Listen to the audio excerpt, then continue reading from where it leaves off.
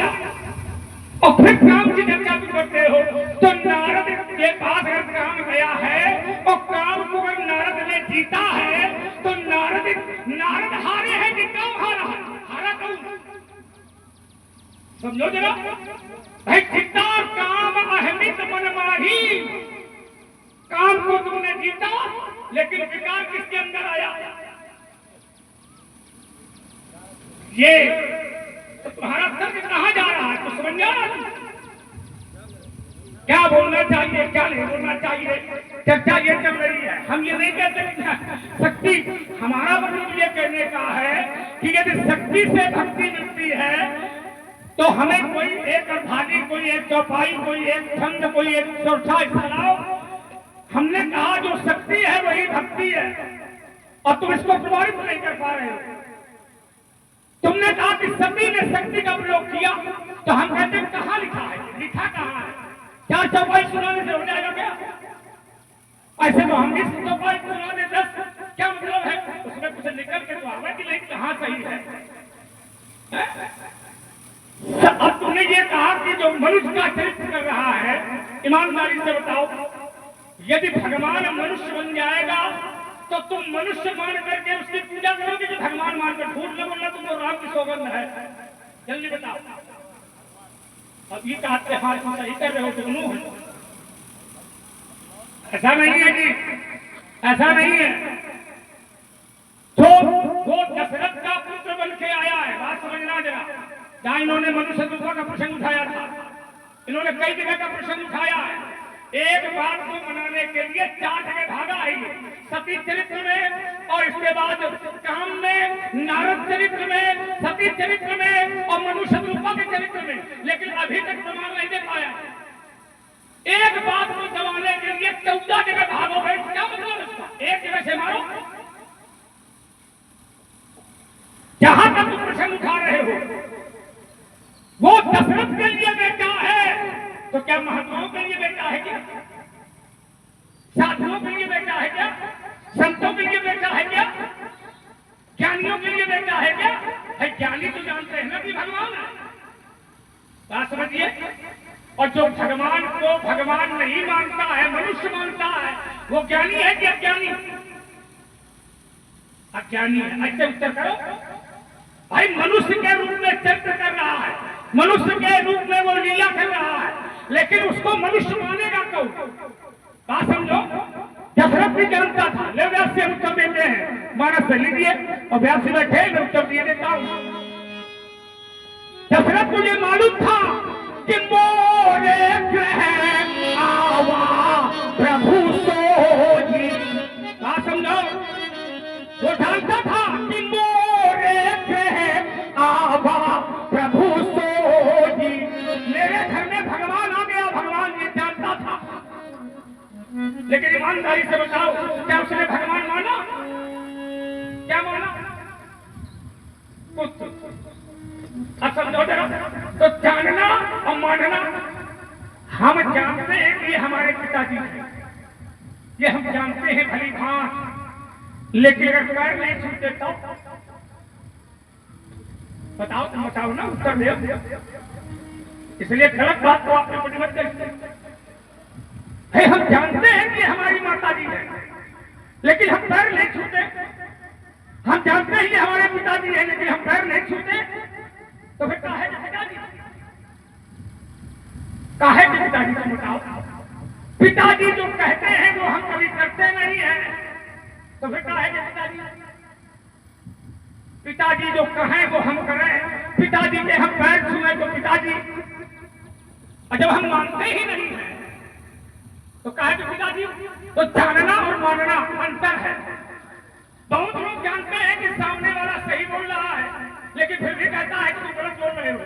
ये जानता है कि सही बोल रहा है, लेकिन फिर भी कहता है तुम गलत बोल रहे हो।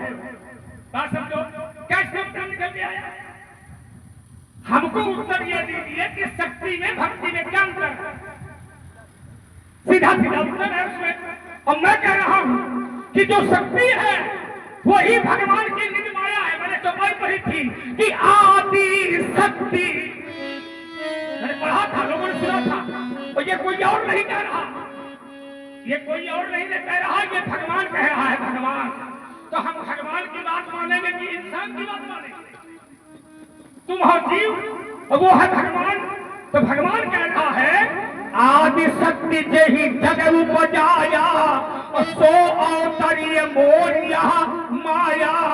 तो अर्थात जो भगवान की माया है, तो माया दो प्रकार की है, एक विद्या अपर अविद्या। दो, एक है अविद्या, एक है विद्या। तो विद्या माने हो गया लक्ष्मी, और अविद्या माने माया, जो संसार को नचा रही है, संसार को नचा रही है। भूमि पर ठावर पानी और जन जीव ही माया लिपटानी। मैं और मोर तोड़ तय माया और जे बस कीन्हे जीव निकाया। तो वो जो माया है, वो माया भगवान की माया, वो कौन है? तो भगवान कह रहा है आदि शक्ति, वो कह रहा है आदि शक्ति, और तुम कह रहे हो वो शक्ति नहीं है। हमको ये उत्तर थोड़ी चाहिए कि शक्ति के बिना भक्ति नहीं मिलती है, इससे हमारा तर्क नहीं है। ये तर्क तो तुम बना रहे हो अपने आप अपने को बचाने के लिए। हमारा ये तर्क नहीं है कि शक्ति के बिना भक्ति नहीं मिलती है। अरे ये तो हम भी जानते हैं कि यदि शरीर में शक्ति नहीं होगी तो व्यक्ति तीर्थ नहीं कर पाएगा।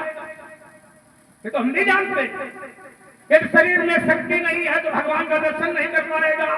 यदि शरीर में शक्ति नहीं है तो भगवान का भजन नहीं कर पाएगा। ये तो हम भी जानते हैं ना। हमें ये ना बताओ, हमें ये बताओ कि शक्ति भक्ति में अंतर क्या है। ये हमें समझा दो तो हम समझ जाए कि नहीं ठीक चल रहा है, हमको विश्वास हो जाएगा। हमको नारद का चरित्र और हमको जो है सती का चरित्र सुनाओ। ये हमको भी मालूम है कि सती ने सीता का भेष बनाया है, परीक्षा लेने गई है, सती की ने सीता का भेषा। हमको भी मालूम है कि शंकर जी ने कहा है कि जो तुम्हारे मन अति संदेह हो तो क्यों जाए परीक्षा ले। ये हमें भी मालूम है, लेकिन हमको इससे कोई लेना देना नहीं है। हम कथा सुनाने नहीं आए, हम तर्क करने आए हैं। तर्क कराओ और न कर पाओ तो काट करो, उठो बैठो, 5 लोग निकल गए, काम खत्म, सीधी बात। हमको चरित्र सुनाओ, तुम चरित्र सुनाओ, तर्क करिए, सीधी बात। अब तुमने ये उत्तर दे रहे हो कि परमात्मा ने जब सती को देखा तो जान गए, उन्होंने पूछ लिया। अरे भाई ये तो अच्छी बात है। भगवान तो सब कुछ जानता, भगवान क्या नहीं जानता। प्रभु जानत सब विनहि जनाए, उसको जनाने की आवश्यकता नहीं पड़ती है। तुमको जलाने की आवश्यकता पड़ेगी, पर उसको जलाने की कोई आवश्यकता नहीं है। वो बिना कान के सुनता है, बिना आंख के देखता है, बिना पैरों के चलता है, बिना मुंह के बोलता है। तुम उसको क्या समझाओगे? बात समझो, इससे हमें कोई लेना देना है ही नहीं। सिर्फ लेना देना एक बात में है कि जो शक्ति है वही भक्ति है, और इनमें अगर अंतर है तो क्या अंतर है?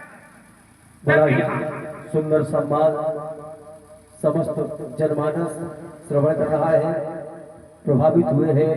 आदरणीय श्री हरिशंकर दुबे जी दोनों महान विभूतियों मूर्तियों को 101 श्रद्धा सुमन सादर समर्पित है। क्योंकि हमने जो प्रमाण दिया वो शास्त्र मत है, और हमको कथा नहीं सुननी है। तुम्हारी कथा सुनने के लिए तो हम स्वयं कथा कह लेंगे, हमें कहना होगा। सब जानते हैं कि हम कथा कहते हैं कि ना बताओ, पर वही बताओ जो तर्क होना चाहिए। एक बात हमने कही थी, उस पर भी इन्होंने टिप्पणी छोटी सी की। हमने कहा था कि साक्षात्कार होना ही दर्शन है और वही मिलन है, इसी को मिलन कहते हैं। अर्थात कोई व्यक्ति सामने आके खड़ा हो जाए और उसको हम देख